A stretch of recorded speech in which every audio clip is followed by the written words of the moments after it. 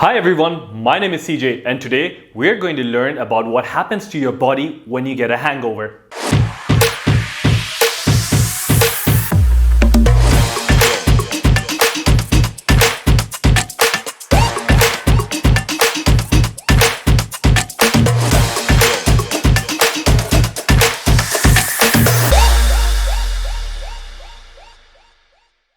A couple of weeks ago, we went over some of the most common problems associated with overconsumption of alcohol. Alcohol affects sexual drive, central nervous system, organs, and it is often associated with violence, road accidents, and much more. Today, I want to talk to you about the famous hangover. Now, the question that I get asked so many times is that how many drinks does it take for someone to get a hangover? Well, it takes about 1.5 to 1.7 grams of alcoholic drinks per kg of body weight for a person to suffer with a hangover the next day.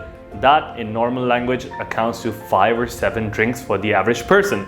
Now, hangover is a global phenomenon and the technical name for it is vasopressin. In Norwegian, it's called kveis, which means uneasiness following indulgence. Or in Greece, it's called algia, which means pain. Apart from the fact that you had a great time at the party, hangovers is your body's indication of telling us that we weren't able to break down the amount of alcohol that we consume and our body is dealing with higher levels of toxicity. One of the key factors of hangover is severe dehydration that occurs in part of consuming alcohol. Usually, the way that our body works is that a small gland in the brain called the pituitary gland releases an antidiuretic hormone whose role is to increase blood pressure by allowing the body to hold more water. This process becomes kind of sluggish once you have alcohol in your system, and that results in our body losing more water. This is why we keep going to the toilet and often our body is losing a lot of water, which means that the body is actually drawing out water from the brain to function. This usually causes people to feel dizzy or fatigued. Enter dehydration. And then, when you call it a night, or once the alcohol starts leaving the body, normal body functions start resuming, which often causes the blood pressure to rise and the body holds on to much more water.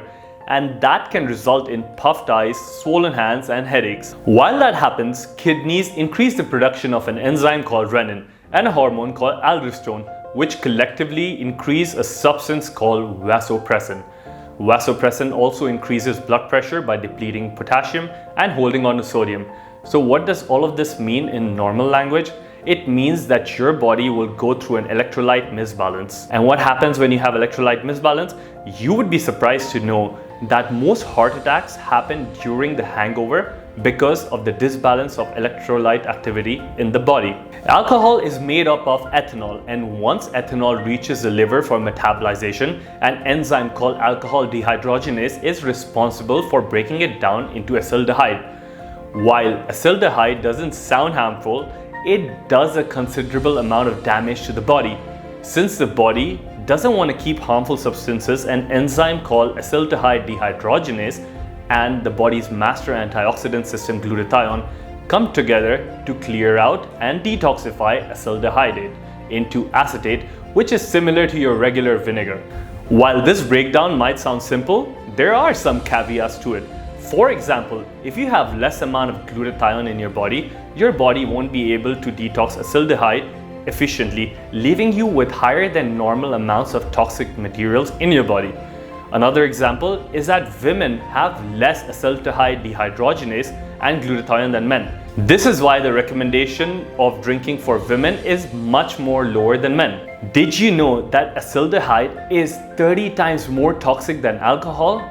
That's a lot of toxicity in your body and you don't want that. Next, there is a hormone called aldosterone, which usually works with cortisol. Cortisol is the stress hormone in our body, which also maintains electrolyte balance. When I was young, I used to love to party. I would often go to so many parties and drink, and especially I would order so many shots. So many years down the lane, I still see the shot culture to be around for most young drinkers.